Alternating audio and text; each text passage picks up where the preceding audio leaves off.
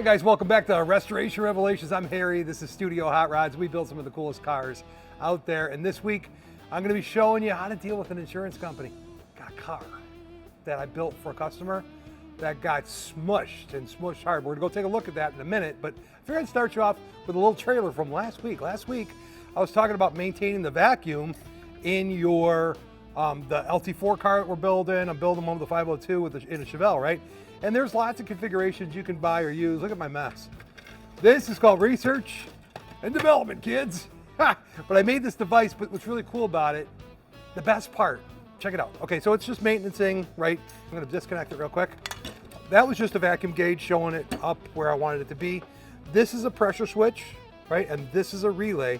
So I wired it in a way it's gonna be super reliable, but the coolest part in this whole configuration, this is actually the same vacuum pump they use on like a ZL1 or a Z06 Corvette with the LT4 motors. Who would have thought I'd expect the same pump, right?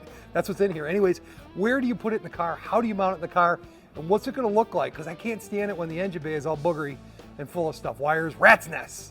I call them rat's nests. Anyways, when we come back to the shop, after we take a little trip together, we're gonna go ahead and show you exactly what I built. But this bracket is something that I think, well, I'm an inventor, right? I invented a new bracket that I think we're gonna go ahead and sell it in a whole configuration. So if you got low vacuum issues in your cool hot rod, I got a great solution, GM only. Anyways, let's get rolling with the episode. I always do a Bible study at the end, which is fun. And I got a car show coming up here locally, actually on the 29th. So if you're interested in your local, come visit us, come take shop tours. It's gonna be fun. It's an open door policy. Anyways, let's get rolling. This week's gonna be fun. Let's get over to the other shop.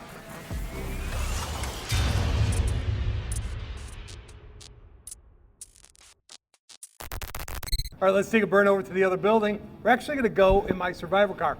Again, if you guys haven't seen some of the episodes, I took a car out of Virginia. It was a Survivor, and I actually used all the engine, the transmission, all the parts, and we're just wrapping that thing up, and I painted a beautiful green. It's outside. It's hot outside, but the AC works. Come on, let's go check it out. Look at how gorgeous, right? Did we not do a beautiful job? I haven't completely cleaned up the engine bay yet, but this is something really cool. This is the original two-barrel, look, it says 250 horsepower. It's the original two-barrel air cleaner that was actually on the car. It's the original AC. It's got a lot of the original components just got switched over into this car, but I cut the bottom of it out to fit a 4-barrel carburetor. Cool, right? It'll clean up, but let's take it for a burn. First ride for me. Come on. I love this green interior.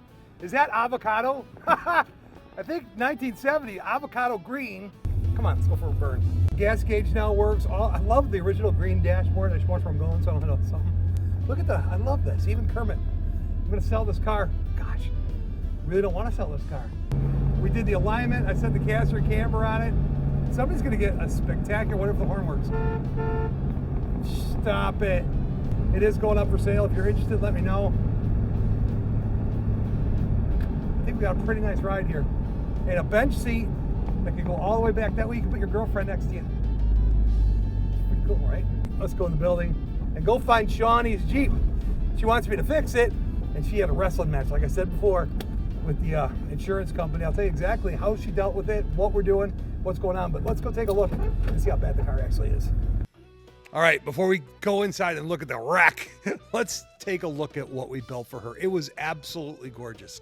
LS3 motor. We custom did so much work on this car, you know, to fit the gauges, the components, put the seat right where she wanted it. Actually, you know, when I built a car for a person, I actually fit the person to the car. So this thing turned out absolutely stunning, gorgeous, and I was so proud of it. She loved it, man. Everybody would see her in town running the wheels off of that bad boy. So before I fix it, maybe I should ask her if she'll take a roll bar in the finished product. I don't know. Anyways, let's go take a look and see how bad it actually is. Come on. Wow, right? This thing, thank God it had good passenger restraints. She did get a little hurt. Her husband got a little bit hurt in it, but they were okay. Everything kind of did what it was supposed to do. And she flipped it. You know, it's got a lot of power. She goes, I'm a lead foot, Harry. I got into it, it got away from me.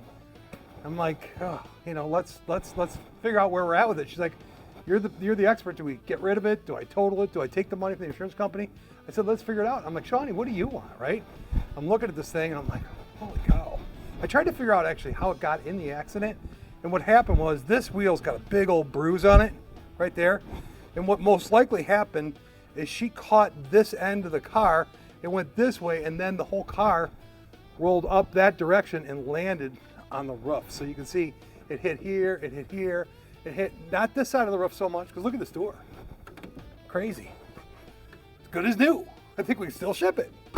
Even closes nice. No, but but this side of the car got absolutely wailed on. Her husband was on this side. And it was a beautiful truck. I mean, we did a custom interior. Look at how pretty it is inside. So, after much ado, what we've decided to do is she really wants the truck rebuilt. But to get it done, she had to wrestle with the insurance company. Now, how an insurance claim works on something like this, if you have a very expensive vehicle insured like this, they'll insure it for whatever you want to pay for, right? So she's got the money to be able to fix it. So I wrote her a quote to fix it. And really, the only way to fix this is to replace the whole cab, the whole front end. Now, the good news is the bed. Check it out. Huh. I don't think that she actually hit the bed at all. It's crazy. Now the axle is shifted in the back, but the only way we're gonna be able to fix this thing, I can save the bed. Even look at the condition. This thing didn't move. Well, the chassis is super strong. So what we're gonna do is we're gonna buy a donor car for it, and we are gonna take this whole cab off of it, and we're gonna reuse her chassis, her engine, her drive line, all the electronics, and in the front here, this is all custom made. So this is all custom formed and fitted to a Willies, right? But the good news is, I can literally cut and take this whole piece out of here and put it in the replacement car, in the replacement body. Isn't that crazy? So she's telling me she wanted to fix it. This is the problem she ran into. I wrote a quote, which was close to what she had it insured for, to fix it. And they said, okay, fine, you could have it fixed if you want to, or you can just total the car. Now, if you total a car, they take what's left of your car and they'll send it to an auction. And this is where it got sticky with her. You know, what is this car worth? What do you guys think this car would actually be worth? So you would take it, you know, the four-wheel drive, the chassis, it's set up for this. What do you think this thing's actually worth, right? So she had to negotiate with them, and they came back to her knowing she wanted to fix her car with a really high price, $74,000. They said that this thing was still worth in this condition. Are you kidding me? What a ripoff. She said, no, absolutely not. Now, whether we were going to rebuild the truck or not was still all up in the air, because she's got to negotiate, because if they're going to say that this is worth $74,000, I said, tell them to take it. That's ridiculous. She goes, I love my truck. I said, she's a businesswoman. She's sharp. She's smart. She's on it. She goes, I know how to deal with these guys. She goes, tell me, Harry, what do I think it's worth? What's the fair market value of this truck in this condition? Great chassis. It's got a 116-inch wheelbase, which is what a Jeep is, right?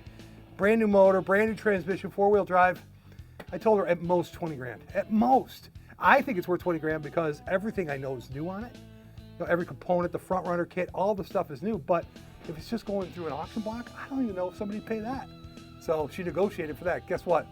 They came back, well, we'll give you 50. It's worth 50, so we'll pay the claim minus the 50, you keep the truck. She said no. They came back at 30, and she said, ain't happening. I want 15. She's tough. Shawnee, you're tough. You are one tough lady. Anyways, 20 grand was the number. She got them to agree to it. But if you guys get yourself in a situation where you got a beautiful car and you want to fix it, don't let the insurance companies push you around. Don't let them thumb you around. Figure out what it's really worth. Stick to your guns. 20 grand is totally a fair number for what this is. Great engine, great transmission, four-wheel drive, transfer case, all the wiring, vintage air. Okay, that's fair.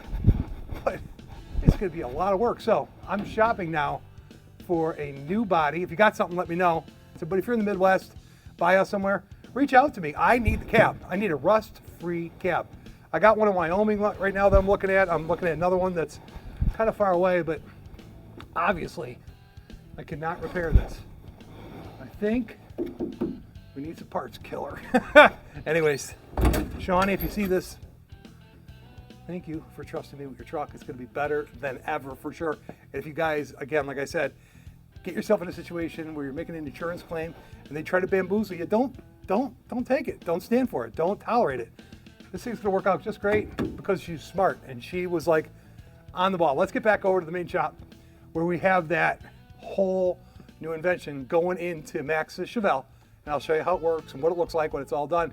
And again, because I'm an inventor, I'd be happy to sell them. I'm going to probably put them online for sale. It's cool. I think you guys are like, why didn't I think of that? Come on, let's go back to the shop. All right, guys, what do you think? Did I knock it out of the park or what?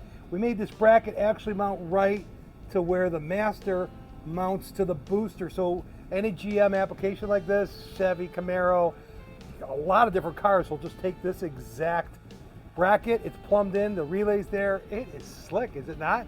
I love coming up with new ideas, man, because where am I going to put it? Up here? Have you ever seen where people mount them up here? They got a canister in here, they're vibrating on this. This is a nice solid mount. My next move is I'm going to see if I can actually 3D print it so it'll hold the relay and the sensor. I'll put it together. In the other ones, you know, the Chevelles that I'm building from our customers, it's going to run the flapper and it's going to run the exhaust, but I got to use electronic controls on that one. The Arduino is what I'm going to use, but this is just an analog system that could go in anybody's cool hot rod. As long as it's a Chevy. You've got a Chevy, man, it's going to work good for you. Speaking about good for you, know what's good for you? The Word of God. I love the Bible, man. The best part of the episode is always going back and reading the Word, so let's go do it. Let's join me in this. Don't leave. Stick around. It's cool. See the American flag behind me? I am not just a Christian. I'm a believer and I'm an American patriot. I hope you are too. I would love working on these old American cars, muscle cars, kind of focus on that, but this is the Bible study. So let's dive into the Word of God. And I am right now in one of the Gospels. They call the Gospels the good news. Matthew, Mark, Luke, and John. Look at that, studying the Bible together. And Mark was actually written by a guy named Mark. And whenever you see it in red letters, like this, that means it's quoting actually what Jesus said. And I really feel like that's like one of the most special parts of the Bible, because I really want to hear what the Word has to say. And like in the beginning of the book of John, in the beginning was the Word, and the Word was with God, and the Word was God. And he starts that all off by saying like Jesus became flesh. He is the Word of God. So anyways, when it's red letters, it means a lot to me, and I want to share it with you because this is Jesus talking. I'm just quoting the man, right? Then he called the crowd together along to him and with his disciples, and he said, if anyone would come, this is Jesus saying it, if anyone would come after me, he must deny himself and take up his cross and follow me. For whoever wants to save his life must lose it, but whoever loses his life for me and the gospel will save it. What good is it if a man has to gain the whole world yet forfeit his own soul? Or what can a man gain and give in exchange for his soul?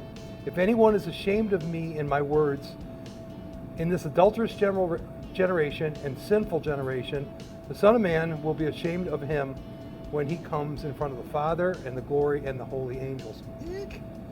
Eek. There's another part of the Bible where it says, so he's saying, like, if you're ashamed of me, I'm going to be ashamed of you in front of God. Can you imagine how awful that would be? You know, there's another part in another one of the Gospels here that says, if you acknowledge me in front of man, I will acknowledge you in front of the angels, in front of heaven. Can you imagine dying, getting to heaven? I love this, talking about this. It's one of my favorite things to think about. Like, can you get to heaven and Jesus is like, yo, dude, Dad, you know what he did? How cool was that? The reason I share the Word with you guys is because it is the good news. It does bring hope. You are loved. God's got a beautiful plan for your life. If you'll have some faith and walk out in that a little bit, man, it could just change the way you look at everything. No one's getting out of here alive, right? That's the deal. However, you can live it well. So if you need a Bible, reach out to me. I'll be happy to send you one. Seriously, I sent out 3 today. And I'm not keeping score, but what I'm doing is doing it because I love the Word. It's changed my life, and there's so many places it can affect you. It grounds you, man. It really grounds you. Anyways, hope you enjoyed this Restoration Revelations. I'm postponing the car show yet again because my friends in Pakistan have not gotten my work done that I want them to do, because it's going to be perfect when we launch it. So I didn't give up on it. Don't give up on me either. Anyways, I hope you enjoyed the cars. Hope you're tuning in. Don't forget, if you need boost for your vacuum, you know who might have it on the web soon. Anyways, peace out. See you next week.